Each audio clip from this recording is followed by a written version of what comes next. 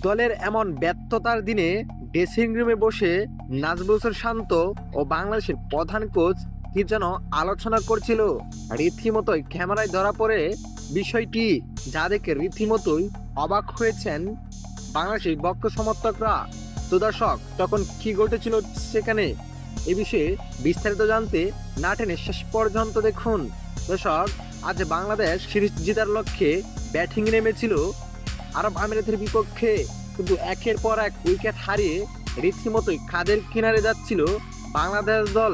তবে এখান থেকে বাংলাদেশকে জিতার মতো স্কোরে পৌঁছে দিয়েছেন জাকির আলী অনেক।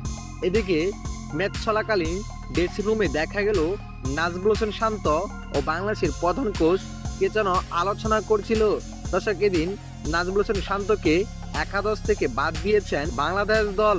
তবে হঠাৎ তাদের এমন আলোচনায় রীতিমতো সাড়া ফেলে দিয়েছে বাংলাদেশ ভক্ত সমর্থকদের মনে। তো দর্শক, আপনার কাছে কি মনে হয়, তারা কি এমন আলোচনা করছিল যেটা ক্যামেরা পর্যন্ত বাসাতে হয়েছিল? অবশ্যই জানাবেন আপনার মতামত এই ভিডিওর কমেন্ট বক্সে। ধন্যবাদ।